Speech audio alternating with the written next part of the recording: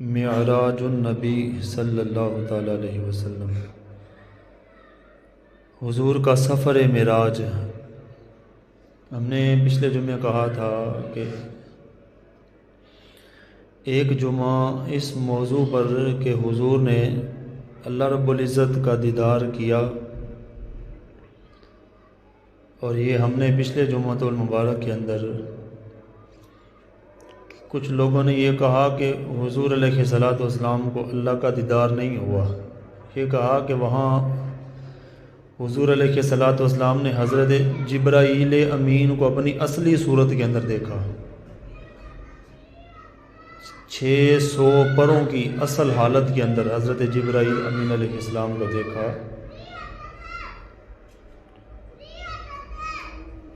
آج ہم اس موضوع پر گفتگو کریں گے کہ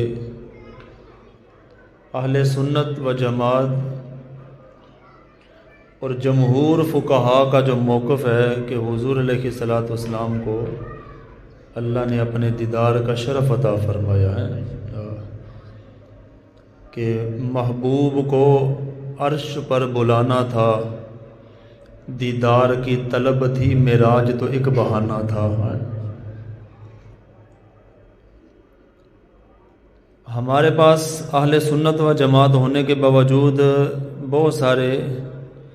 دوسرے مکتبہ فکر کے لوگ، جس کے اندر دیوبندیوں کے بھی کچھ حضرات اس چیز کے قائل تھے کہ حضور کو دیدار کا شرف عطا کیا اللہ رب العزت نے، لیکن ان میں بعض کہتے ہیں نہیں کیا۔ یہ نہیں ہے کہ صرف اہل سنت و جماعت، اور دوسری بات یہ کہ جمہور فقہا، جس وقت جمہور فقہا کی بات آ جاتی ہے نا تو پھر جمہور کے مقابلے میں دوسروں کی بات کی حیثیت نہیں رہ جاتی۔ جمہور کہتے ہیں کہ رسول اللہ صلی اللہ تعالیٰ علیہ وسلم کے زمانہ سے لے کر آج تک کے فقہا اکثر اور بیشتر ایک سائیڈ پر ہوں تو ان کو کہتے ہیں یہ جمہور کا موقف ہے، اکثر نے یہ بات کہی ہے، تو وہ رائے زیادہ قوی ہوتی ہے، وہ موقف زیادہ مضبوط ہوتا ہے۔ اور جمہور فقہا نے یہی کہا کہ اللہ رب العزت نے حضور کو اپنے دیدار کا شرف عطا فرمایا۔ اللہ حضرت فاضل بریلوی رحمۃ اللہ تعالیٰ علیہ نے اپنے فتاوی رضویہ کے اندر، ویسے تو یہ 3 سے 4 جلدوں کے اندر، جلد نمبر 25 میں بھی ہے، 26 میں بھی، واقعہ معراج کو بیان کیا۔ وہ اعلیٰ حضرت فاضل بریلوی اپنے انداز سے لکھتے تھے، ان کے فتاوی کو جمع کرنے کی جو ترتیب سی نا، وہ ترتیب اس وجہ سے واقعہ معراج کئی جگہوں پر چلا گیا۔ یہ میرے ہاتھ کے اندر جلد نمبر 30 ہے، آپ نے ایک رسالہ لکھا، منبع المنیہ بوصول الحبیب الی العرش والرؤیا،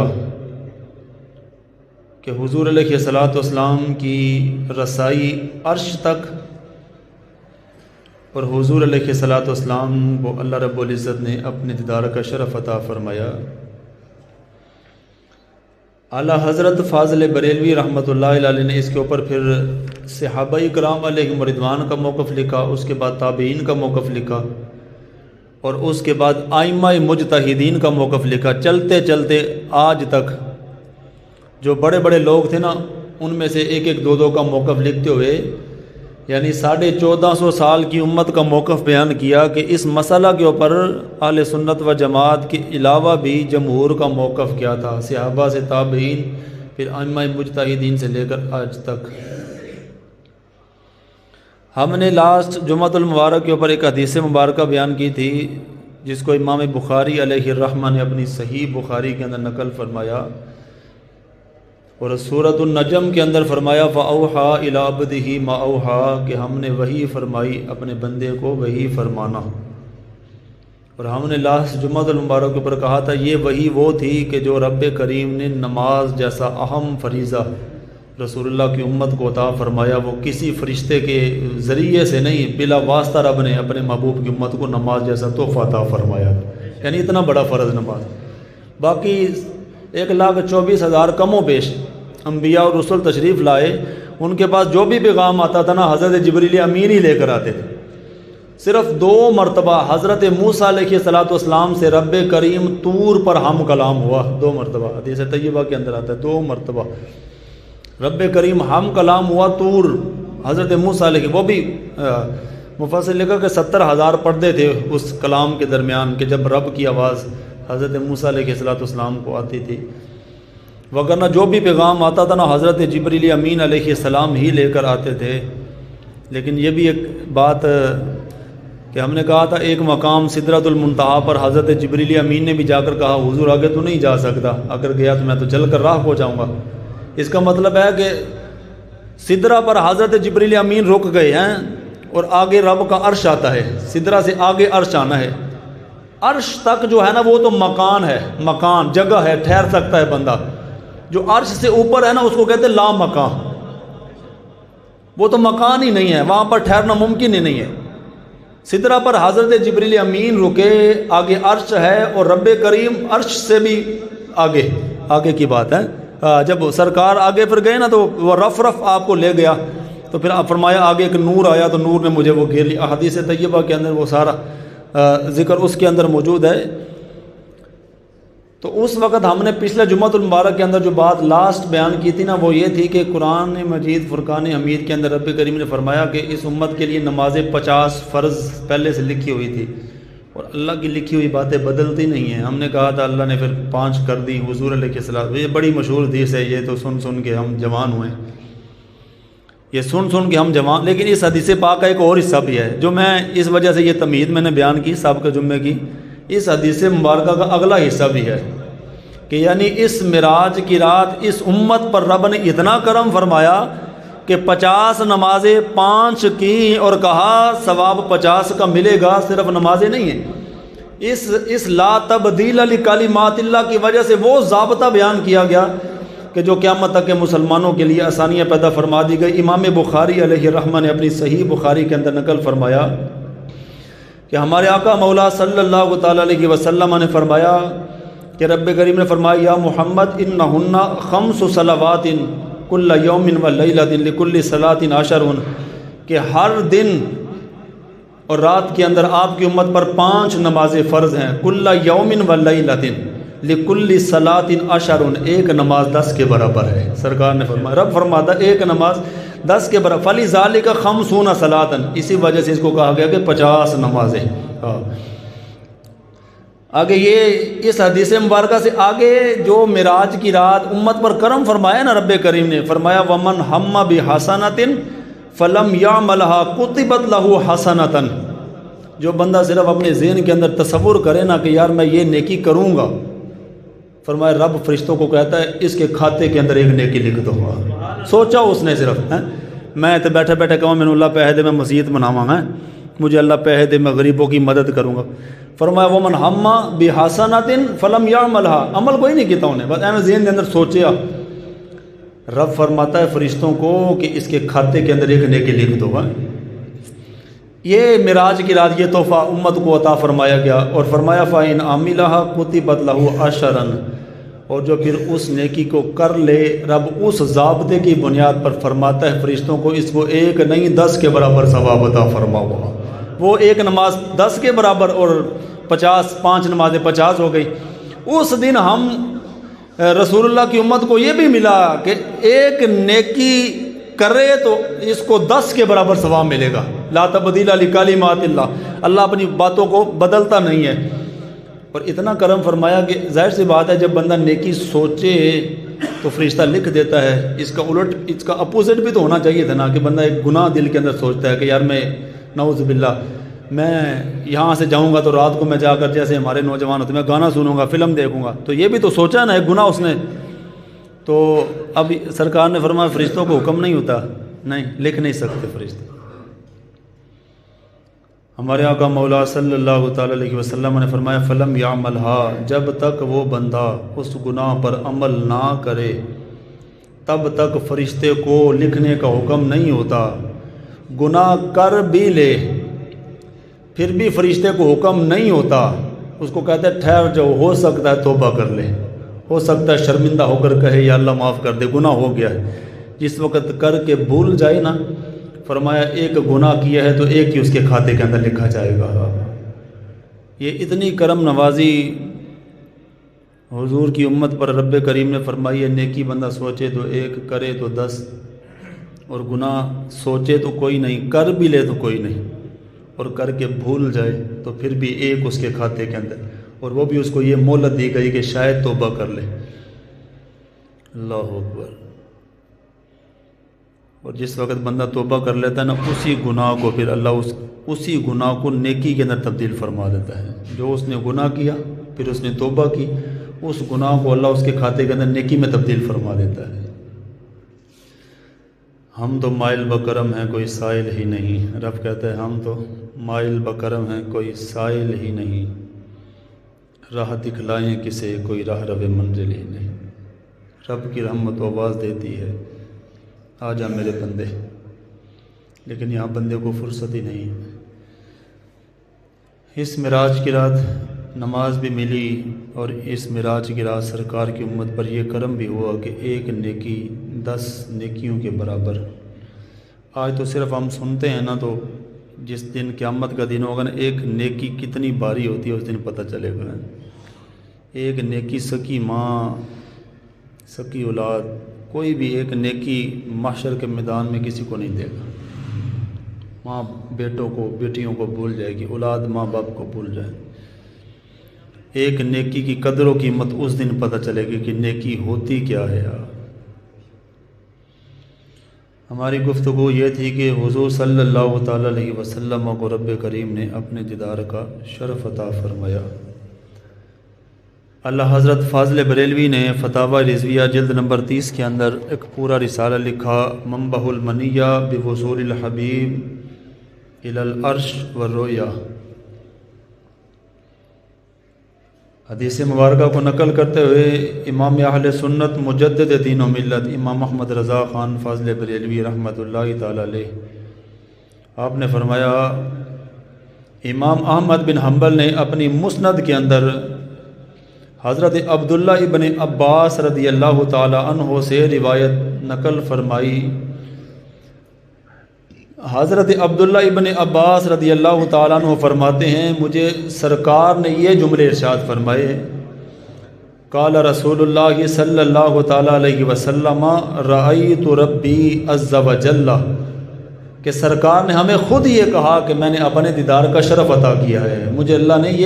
یہ اعزاز عطا فرمایا، یہ سرکار کے اپنے جملے میں کہ آپ نے صحابہ اکرام علیہم رضوان کو یہ، اور حضرت عبداللہ ابن عباس رضی اللہ تعالیٰ عنہ رسول اللہ کے وہ عظیم صحابی ہیں جن کو کہا جاتا ہے رئیس المفسرین، مفسرین کے سردار۔ اور یہ بھی آپ کو لقب اس وجہ سے ملا کہ جس دن یہ پیدا ہوئے نا، تو حضرت عباس نے ان کو اٹھایا اور ڈائریکٹ حضور کی بارگاہ میں جا کر حضور کی گود کے اندر رکھا۔ حضور علیہ الصلوۃ والسلام نے کھجور کو اپنے منہ کے اندر نرم کر کے سب سے پہلی گٹی حضرت عبداللہ ابن عباس کو جو ملی وہ رسول اللہ کا لعاب دہن تھا، اور پھر یہ گود کے اندر تھے، اور حضور نے ایسے دعا مانگی، فرمایا یا اللہ اس بچے کو قرآن کا علم عطا فرما، اللہم علم القرآن، یا اللہ اس کو قرآن کا علم عطا فرما۔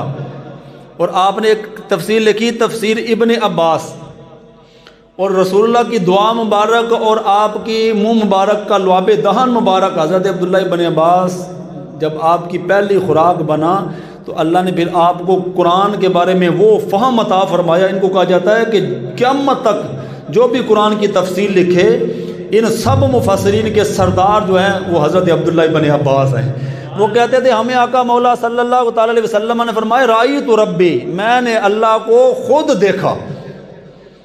حضرت عبداللہ ابن عباس رضی اللہ تعالیٰ عنہ کا یہ قول مبارک بڑا مشہور ہے، اور جتنے بھی محدثین مفسرین نے مالکیہ، شافعیہ، حنبلیہ، حنفیہ جنہوں نے بھی استدلال کیا نا، حضرت عبداللہ ابن عباس کی روایت کو ضرور نقل کیا۔ امام بخاری اور مسلم نے بھی اس کو نقل کیا کہ حضرت عبداللہ ابن عباس کہا کرتے تھے کہ سرکار کو اللہ نے اپنے دیدار کا شرف عطا فرمایا۔ ہاں یہ حضرت جبریل امین علیہ الصلوۃ والسلام کو نہیں دیکھا، یعنی حضرت جبریل امین کو جا کر اتنی دور دیکھنا تھا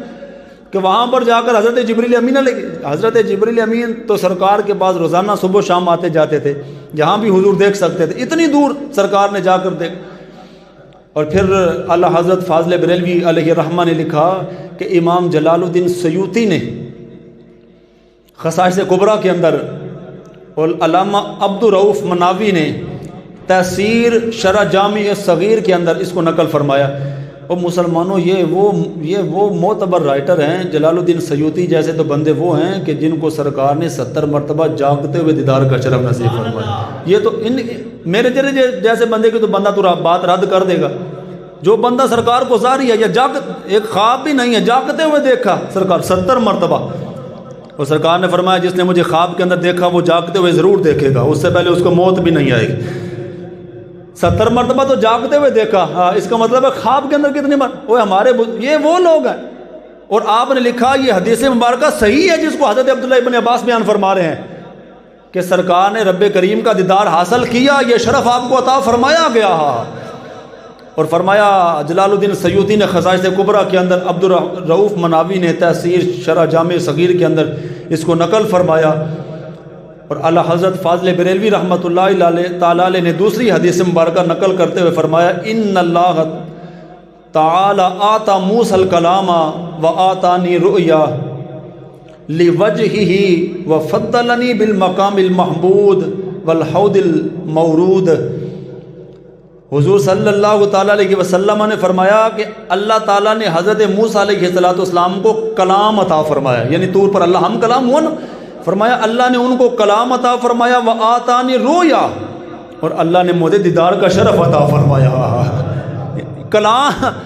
کلام اللہ نے موسیٰ علیہ السلام سے فرمایا مجھے دیدار کا اللہ نے شرف عطا فرمایا،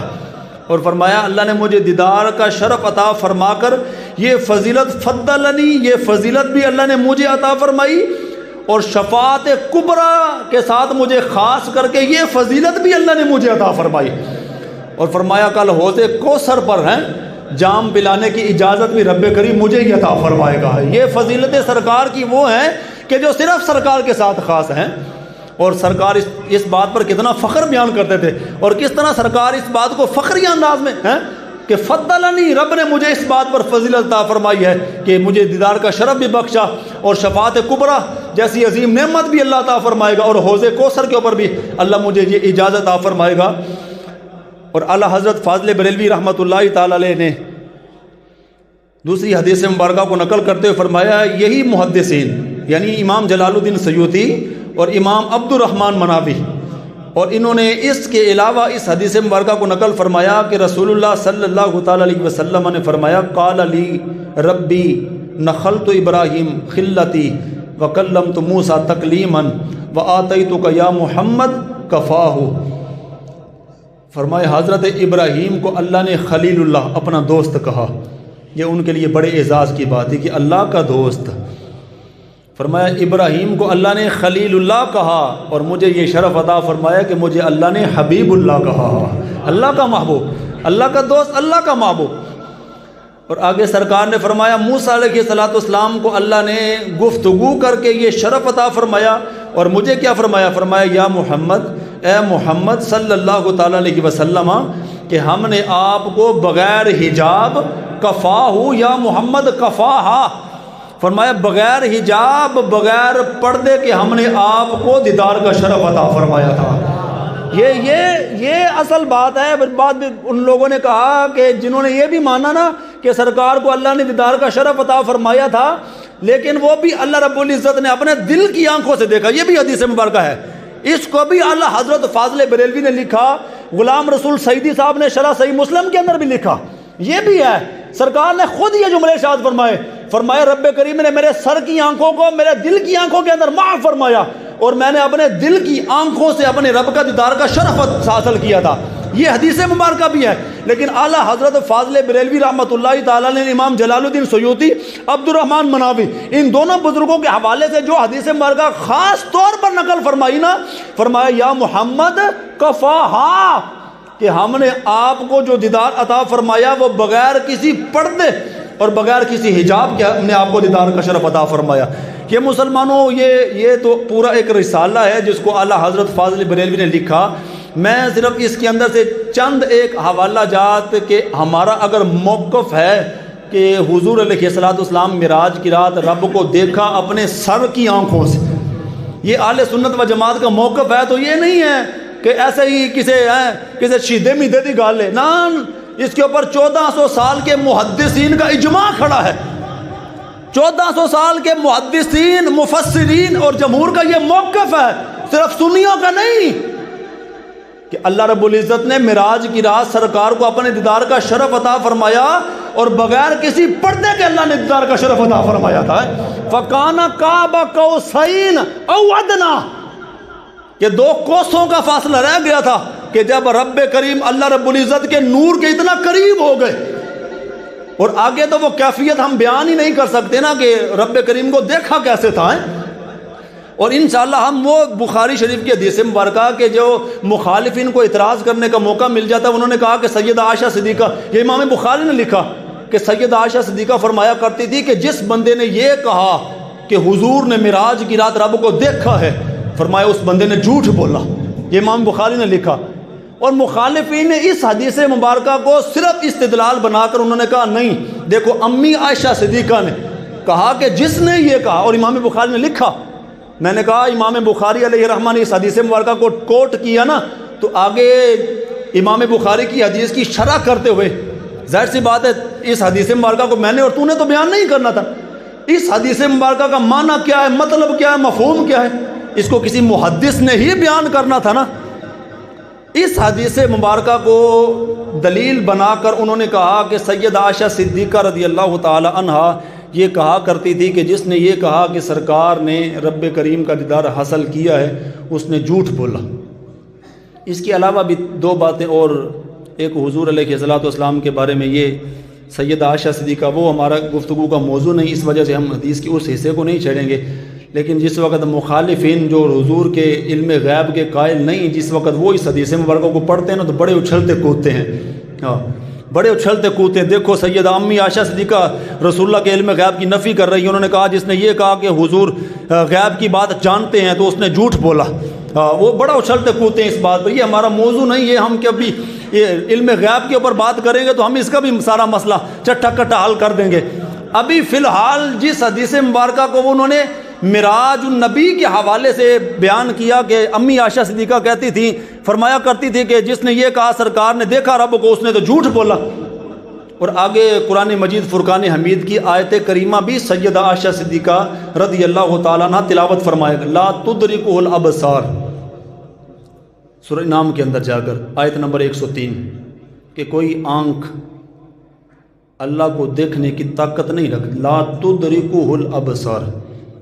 کوئی آنکھ اللہ کا احاطہ نہیں ادراک نہیں کر سکتی، کوئی آنکھ بھی، قرآن کی آیت کریمہ ہے۔ انہوں نے کہا امی عائشہ صدیقہ نے بطور دلیل پھر قرآن کی آیت بھی پڑھی، اور آگے پھر انہوں نے کہا کہ جو بندہ یہ کہے گا وہ قرآن کی اس آیت کی مخالفت کرے گا کہ قرآن کہتا ہے کوئی آنکھ تو اللہ کو دیکھ ہی نہیں سکتی ہے۔ حالانکہ انہیں پاگل دے پوتر نے انہوں نے نہیں پتا، صحیح حدیث مبارکہ ہے کہ جدو جنتی جنت چ چلے جاون گے ساریاں نعمتاں انہوں نے مل جاون گیاں، تے سارے نال وڈی جنتی نو جڑی نعمت ملی ہے نا، اللہ اپنے دیدار دا شرف نصیب فرمائے گا ہر جنتی نو اللہ دے دیدار دا، تے جس ٹائم انہیں رب دا دیدار کرنا نا تے جنتیاں ساریاں نعمتاں بھول جاوے گا۔ ظاہر سی بات ہے رب کے دیدار کی لذت ہی ایسی ہونی ہے، ایک جھلک انہیں ویکھنی ہے تے ساریاں نعمتاں انہوں بھول جانی ہے۔ میں نے کہا یہ آیت تو پھر اس طرح بھی مخالف، قرآن کی یہ آیت تو اس حدیث مبارکہ سے بھی ٹکراتی ہے کہ کوئی آنکھ تو رب کو دیکھ ہی نہیں سکتی، ہر جنتی دیکھے گا، ہر جنتی دیکھ سکتا ہے، تو کیا سرکار نہیں دیکھ سکتے اللہ رب العزت کو؟ یہ دیکھو نعیم الدین مراد آبادی علیہ الرحمہ نے جس وقت اس حدیث مبارکہ کو، یہ چونکہ علمی بات ہے پھر میں کوشش کرتا ہوں اگر میں آپ کو یہ سمجھا سکوں کہ لا تدرکہ الابصار وہو یدرک الابصار، کہ نعیم الدین مراد آبادی علیہ الرحمہ نے لکھا کیا؟ انہوں نے کہا حضرت سعید ابن مسیب اور حضرت ابن عباس رضی اللہ تعالیٰ عنہ اور جمہور مفسرین تدرکہ الابصار، ادراک، کہ کوئی آنکھ اللہ کا ادراک نہیں کر سکتی۔ ادراک کا لفظی معنی کیا ہے؟ ادراک کہتے ہیں کس کو ہے؟ میں نے اس وجہ سے کہا تو یہ بات مشکل ہے اگر میں آپ کو سمجھا سکوں، چونکہ یہ علمی بات ہے کہ یہ لا تدرکہ الابصار و یدرک الابصار، جس آیت کریمہ کو بطور دلیل بنا کر یہ کہا جاتا ہے کہ سرکار کو معراج کی رات دیدار حاصل نہیں ہوا ہے۔ نعیم الدین مراد آبادی نے لکھا کہ سعید ابن مسیب، عبداللہ ابن عباس، جمہور مفسرین کہتے تھے ادراک کا مطلب ہے کسی چیز کا من کل الوجوہ احاطہ کرنا،